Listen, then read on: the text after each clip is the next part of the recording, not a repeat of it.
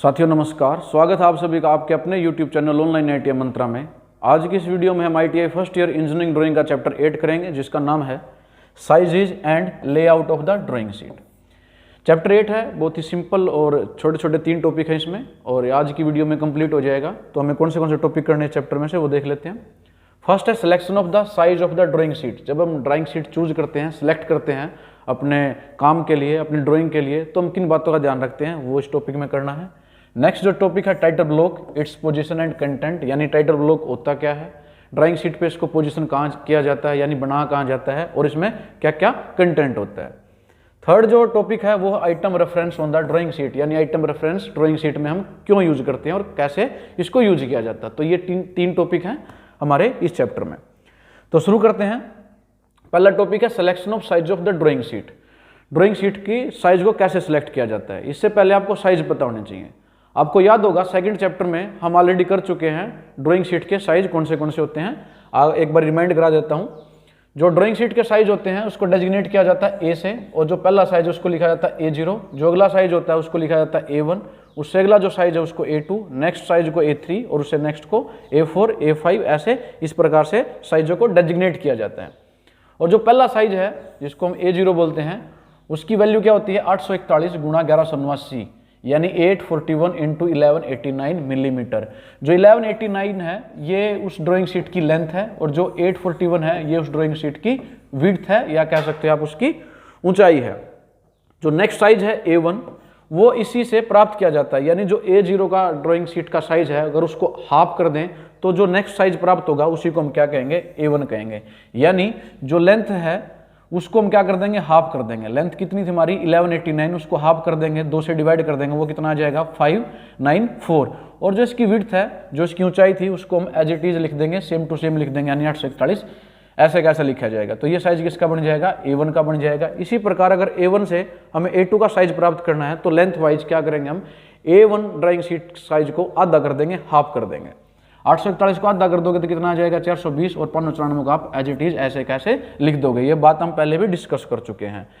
आप इस फिगर से भी समझ सकते हो इस बात को। मान लिया हमारे पास एक ड्राइंग शीट है ये पूरी, इसको हमने नाम दे दिया A0, यानी इसकी जो पूरी लेंथ है यहाँ तक वो कितनी है 1189 है, और जो इसकी ऊंचाई है यानी चौड़ाई इसकी जो है वो कितनी है 841। अब अगर हम A1 को लेंथ वाइज यानी उसको डिवाइड कर दे, हाफ कर दें, तो आप कितना आएगा 1189 को हाफ कर देंगे तो क्या आ जाएगा 594, तो ये इतना आ जाएगा। तो जो ये सीट है इसको हाफ करने से हमें A1 एक इधर प्राप्त हो जाएगी, A1 इधर प्राप्त हो जाएगी, यानी A0 साइज की ड्राइंग शीट से हम 2 A1 ड्राइंग शीट की साइज प्राप्त कर सकते हैं। तो इसी प्रकार अब अगर ये A1 है पूरी, इसको भी अगर हाफ कर दो, लेंथ वाइज हाफ कर दो, तो जो ड्राइंग शीट प्राप्त होगी वो क्या होगी A2 इधर और A2 इधर। अगर A2 को भी आप कर दोगे तो वो क्या हो जाएगी A3, A3 को आप कर दोगे तो क्या हो जाएगा A4, और A4 को भी आप कर दोगे तो क्या आ जाएगा A5। इस प्रकार एक ड्राइंग शीट से नेक्स्ट ड्राइंग शीट का साइज प्राप्त किया जा सकता है अगर उसको लेंथ वाइज हम उसको आप कर दें, आधा कर दें। तो 2 चीजें आप यहां से निकल के आएंगी। फर्स्ट है जो ratio of the area of 2 consecutive drawing sheet, यानी जब हम एक शीट से अगली शीट प्राप्त करते हैं तो वो पहले वाली का क्या होता है, हाफ होता है। तो इन दोनों का जो कॉन्जिक्यूटिव साइज है उनका जो एरिया है उनका रेशियो क्या होगा, हमेशा 1:2। एक तो ये बात याद रखनी है। दूसरी बात है ratio of the side of the drawing sheet. जो ड्राइंग शीट है, एक ड्राइंग शीट की हम बात कर रहे हैं, जो उनकी साइड्स हैं उनका जो रेशियो होगा वो हमेशा क्या होगा 1:2। फॉर एग्जाम्पल अगर हम एक कोई भी एग्जाम्पल ले ले, मान लिया पहली ड्राइंग शीट है, उसके साइज क्या है, उसकी साइड्स क्या है 841 गुणा 1189। अगर हम इनको डिवाइड कर दें, इनका रेशियो प्राप्त करें, तो वो रेशियो हमेशा क्या रहेगा 1:2, यानी जो लेंथ है वो ब्रेड्थ की √2 गुणा होगी, और √2 की वैल्यू कितनी होती है 1.414 अप्रोक्सीमेटली। यानी हमेशा ध्यान रखना है जो लेंथ होगी ड्राइंग शीट की वो उसकी विड्थ से, उसकी हाइट से लगभग 1.5 गुना होगी, 1.4 गुना होगी। तो ये 2 बातें ध्यान रखनी थी। अब कैसे चूज किया जाता है वो देख लेते हैं। We choose a stable size of drawing sheet according to our content and need. Yes, जब भी आपको ड्राइंग शीट चूज करनी होती है, यानी आप किस साइज की ड्राइंग शीट पे आपकी ड्राइंग बनाएंगे, वो डिपेंड करता है आपकी नीड क्या है, आपका कंटेंट कितना है।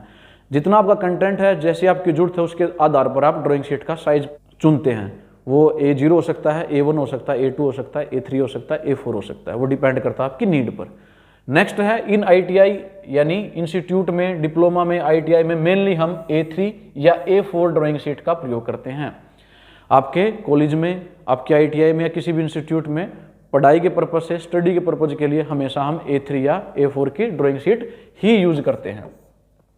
Next, keep in the mind before choosing a drawing sheet. और ड्राइंग शीट आपने जिस भी साइज की चूज करनी है, उसको चूज करने से पहले ये कुछ बातें हैं, उसका ध्यान आपको रखना पड़ेगा। पहला है quality of the paper should B best. Yes, आपको जो क्वालिटी लेनी है पेपर की वो सबसे अच्छी लेनी है।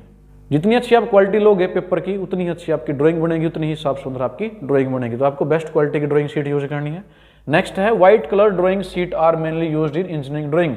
आप जब बाजार में जाते हो ड्राइंग के लिए विभिन्न कलर की ड्राइंग शीट उपलब्ध है बाजार में, लेकिन इंजीनियरिंग ड्राइंग में हम स्पेशली व्हाइट कलर की ही ड्राइंग शीट यूज करते हैं। तो ये भी आपने ध्यान रखना है।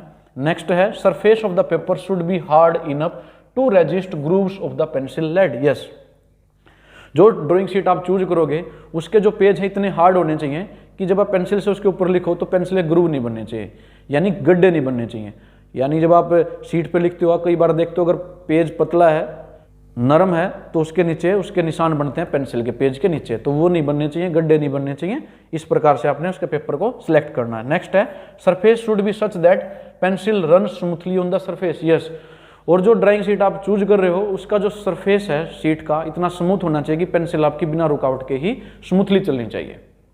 Next, always use smooth side of the drawing sheet not rough side. ये क्वेश्चन भी बच्चों के मन में रहता है। जब भी आप ड्राइंग शीट लेते हो उसकी एक साइड हमेशा रफ होती है, एक साइड हमेशा स्मूथ होती है। तो ड्राइंग शीट के लिए बच्चे पूछते हैं सर हम कौन सी साइड यूज करें, तो ध्यान रखना हमेशा स्मूथ साइड ड्राइंग शीट के लिए यूज करनी है। तो ये वो बातें हैं जो आपने ध्यान रखनी है जब भी आप ड्राइंग शीट को सिलेक्ट करो। नेक्स्ट टॉपिक है layout of the drawing sheet. Layout का मतलब यहां पर यह है, जब भी आप कोई ड्राइंग बनाना शुरू करते हो तो कुछ चीजें कॉमन होती है प्रत्येक शीट में जो आपको बनानी ही बनानी है। ये अलग अलग हो सकता है, इंस्टीट्यूट के लिए अलग हो सकता है जो लेआउट हम बता रहे हैं, ये किसी कंपनी के लिए अलग हो सकता है, किसी फर्म के लिए अलग हो सकता है, लेकिन एक फर्म के लिए आप एक ही तरह का लेआउट यूज करते हैं, एक कॉलेज में आप एक ही तरह का लेआउट यूज करते हैं। जो लेआउट अभी आप डायग्राम में देख रहे हो ये इंस्टीट्यूट के लिए ही है। किसी भी इंस्टीट्यूट में इस तरह का लेआउट यूज किया जाता है। कैसे? मान लिया ये जो लाइन है ये आपकी ड्राइंग शीट की है। ड्राइंग शीट के अंदर आपने आउटलाइन लगानी, जिसको आप बॉर्डर लाइन भी कह सकते हैं, और उसके लिए HB पेंसिल का प्रयोग करना है। वो 3 साइड इधर, इधर और इधर कितनी लगानी है? 10 mm की लगानी है। ये हम किसकी बात कर रहे हैं? A3 ड्राइंग शीट की बात कर रहे हैं। तो 10-10 मिलीमीटर यानी 1 सेंटीमीटर के गैप पर आप क्या लगाओगे? आउटलाइन लगाओगे। इधर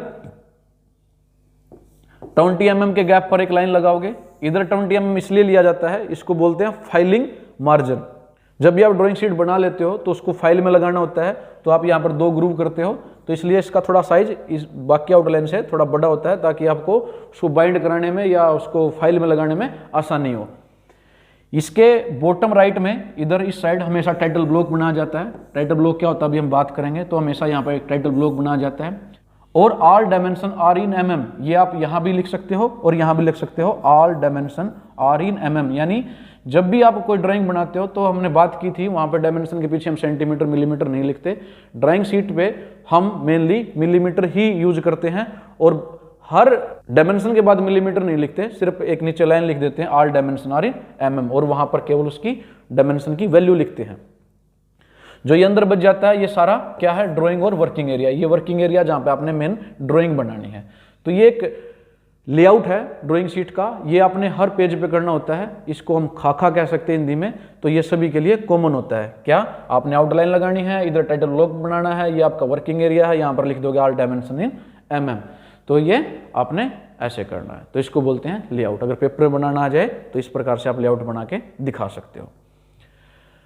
नेक्स्ट है ड्राइंग शीट का जो लेआउट है वो आपने अभी दिया था वो हॉरिजेंटली है। जब शीट को आप इस प्रकार रखते हो, अगर शीट को वर्टिकली रखोगे तो भी सेम ही रहेगा।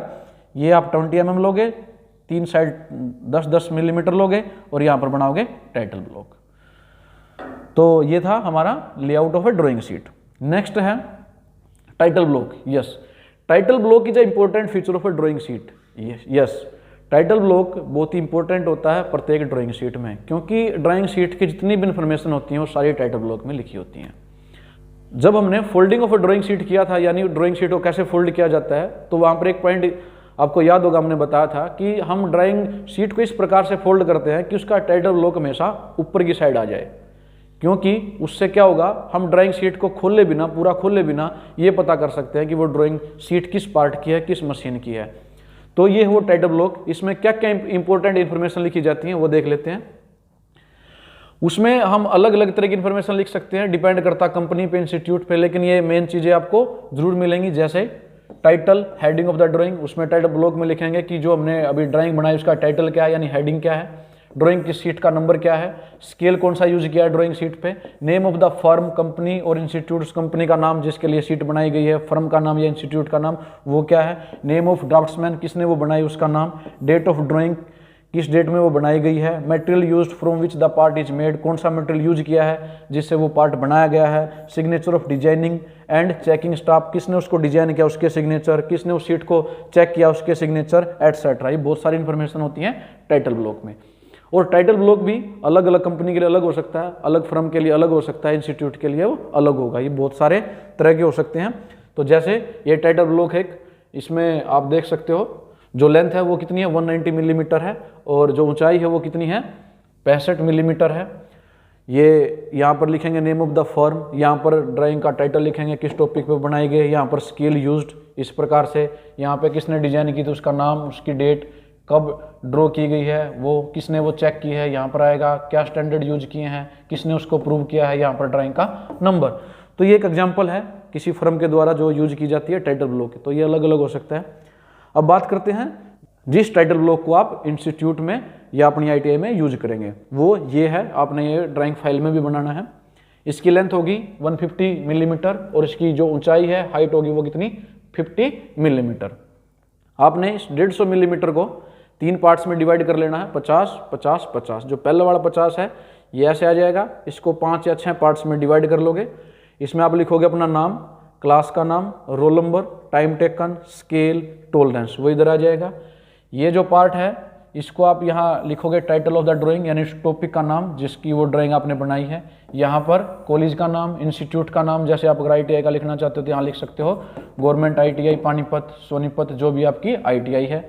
यहाँ पर ये सिंबल है, फर्स्ट एंगल प्रोजेक्शन में आपने ड्राइंग बनाई है या थर्ड एंगल प्रोजेक्शन में उसका सिंबल बनाओगे। यहाँ पर ग्रेड, यानी आपने कितनी अच्छी ड्राइंग फाइल बनाई है वो ग्रेड दी जाएगी, ABCD हो सकता है या कोई मार्क्स हो सकते हैं, चेक्ड बाय, आपके टीचर ने यहाँ चेक करने के बाद साइन करने हैं। तो इस प्रकार से ये टाइटल ब्लॉक आप यूज करते हैं इंस्टीट्यूट में। तो ये था हमारा टाइटल ब्लॉक जो अलग अलग तरह के हो सकते हैं। नेक्स्ट है item reference on the drawing sheet, यानी आइटम रेफरेंस होता क्या है। देखिए, item reference are used when we want to give all details of the item, part, component. Then we give a reference number to each item or part on the drawing sheet and give its detailed information on the item list in front of their reference. Yes, item reference हम जब use करते हैं जब आपको किसी drawing के part की, पूरी मशीन की या उसके कंपोनेंट की पूरी डिटेल देना चाहते हो। आप वो डिटेल देने के लिए आप ड्राइंग शीट का जो हिस्सा है जिसमें आपने ड्राइंग शीट वो बनाई उस पार्ट की, उसका प्रयोग नहीं करते। उस पार्ट में हम केवल रेफरेंस नंबर दे देते हैं। वो रेफरेंस नंबर 1 2 3 हो सकता है, ABCD हो सकता है। फिर उसकी डिटेल जो है उस सीट से सेपरेट जगह पर आप दोगे। वो सीट के किसी कोने में हो सकती है या वो एक अलग से डॉक्यूमेंट हो सकता है। वो चीज़ किस में आएंगी, सारी डिटेल आइटम लिस्ट में आएंगी। जैसे एग्जाम्पल से समझते हैं, ये ड्राइंग सीट है एक बियरिंग की, बियरिंग जो यूज किया जाता है। अब आप देख रहे होगे यहाँ पर किसी पार्ट का नाम नहीं लिखा गया है, ना उसकी डिटेल दी गई है, लेकिन यहाँ पर नंबरिंग की गई है। इसको हमने इस पार्ट को नाम दे दिया 1, इस पार्ट को नाम दे दिया 2, इसको 3 4 5 6 7 8 9 10 11 12। इस प्रकार से हमने इसमें जितने भी पार्ट थे सभी की हमने क्या दे दिए, रेफरेंस दे दिए नंबरिंग के द्वारा। और उसके लिए हमने क्या यूज किया, लेडर लाइन का प्रयोग किया है रेफरेंस के लिए। ये रेफरेंस भी हमने इस जो मेन एरिया है उसे बाहर दिए हैं। तो इस प्रकार से फिर इसकी जो डिटेल देनी है वो दी जाएगी आइटम लिस्ट में। एक आइटम लिस्ट बनाई जाती है, यहाँ पर आइटम के नंबर हैं, वो जितने भी आपने नंबरिंग की थी वो सारे आ जाएंगे। यहाँ पर डिस्क्रिप्शन यानी उस पार्ट का नाम और क्वांटिटी, कितनी क्वांटिटी उसमें आपने यूज की है। यहाँ पर रेफरेंस यानी कोई एक्स्ट्रा इन्फॉर्मेशन देनी है वो भी आप यहाँ डाल सकते हो। तो जैसे हमारा पहला आइटम था यहाँ पर, ये क्या है, बेस है, इसका नाम क्या है, बेस है। और कितनी क्वांटिटी है ड्राइंग में हमारे, 1 क्वांटिटी है। दूसरा जो रेफरेंस है वो है बॉटम हाउसिंग है, वो भी कितने क्वांटिटी में है, 1 क्वांटिटी में है। जैसे ये है वाशर है, तो हमारे किस नंबर पे है, रेफरेंस नंबर 8 पे है, और कितनी क्वांटिटी में, 4, यानी ड्राइंग में वो 4 यूज की गई है। तो इस प्रकार से सारी डिटेल दी जाती हैं आइटम लिस्ट में, और मेन ड्राइंग में आइटम रेफरेंस दिए जाते हैं। तो ये था आइटम रेफरेंस, सिंपल टॉपिक था। Some important point item reference देते हुए हमें क्या क्या इंपॉर्टेंट पॉइंट ध्यान में रखने वो भी देख लेते हैं। Item reference should be always in sequential order. Yes, ये विशेष ध्यान रखना है कि जो भी आप उसके रेफरेंस नंबर दोगे वो एक सीक्वेंस में होना चाहिए। सीक्वेंस का मतलब क्या है, आप देख रहे होगे यहाँ पर 1 2 3 4 एक सीक्वेंस में लिखे गए। आप ऐसे नहीं कर सकते, आपने 1 नंबर यहाँ दे दिया, 2 नंबर आपने यहाँ दे दिया, 3 यहाँ दे दिया, इस प्रकार से नंबरिंग नहीं करनी है। इससे क्या हो जाएगा, डायग्राम कॉम्प्लिकेटेड हो जाएगा, आपको पता नहीं लगेगा कौन सा रेफरेंस कहाँ पर है। तो ये हमेशा एक सीक्वेंस में देने होंगे, चाहे वो नंबरिंग दो या ABCD से करो। नेक्स्ट पॉइंट जो ध्यान रखना वो क्या है, same item reference is use for the same और आइडेंटिकल पार्ट। यस, अगर किसी ड्राइंग में 2 पार्ट सेम है, जैसे अभी हमने बात की थी वस्त्र 4 हैं, तो 4 वस्त्र के लिए हम अलग अलग रेफरेंस नहीं देंगे, उनके लिए जो रेफरेंस है वो एक ही रहेगा, चाहे वो ड्राइंग में किसी भी हिस्से में बनाया गया है। तो आइटम रेफरेंस सेम आइटम के लिए, आइडेंटिकल पार्ट के लिए सेम रहेगा। All item references must be same size and height. Yes, जितने भी आइटम रेफरेंस आपने दिए हैं सभी का जो साइज है वो सेम होना चाहिए, उनकी हाइट क्या होनी चाहिए, सेम होनी चाहिए। Ladder line use for item reference. Yes, अभी हमने बात की थी, हम जो रेफरेंस देने के लिए क्या यूज करते हैं, लैडर लाइन का प्रयोग करते हैं। ये हमने पिछले चैप्टर में किया था कि लैडर लाइन होती क्या है, तो लैडर लाइन का प्रयोग करते हैं हम इसके लिए। नेक्स्ट जो है, 1 ladder line should not cross other ladder line. Yes, एक लैडर लाइन दूसरी लैडर लाइन को कभी क्रॉस नहीं करती, ये भी आपने विशेष ध्यान रखना है। Item list can be drawn on the same drawing sheet और on the separate document. Yes, जो आइटम लिस्ट है वो सेम ड्राइंग शीट पे बनाई जा सकती है या किसी सेपरेट डॉक्यूमेंट में बनाई जा सकती है। अगर उसी ड्राइंग शीट पे जगह खाली है तो आप कहीं साइड में बना सकते हो आइटम लिस्ट, या अगर उस ड्राइंग शीट पर जगह नहीं है तो आप उसके लिए कोई सेपरेट डॉक्यूमेंट भी यूज कर सकते हो। तो ये थे इस चैप्टर के सिंपल 3 टॉपिक। उम्मीद है आप लोगों को समझ में आया होगा कि आइटम रेफरेंस क्या होता है, टाइटल ब्लॉक क्या होता है और लेआउट क्या होता है, किस प्रकार से हम साइड सेलेक्ट करते हैं। अब देखते हैं इस चैप्टर में से ड्राइंग शीट पर आपने क्या बनाना है जो आप अपने टीचर को दिखाओगे। तो आइए चलते हैं ड्राइंग शीट पर।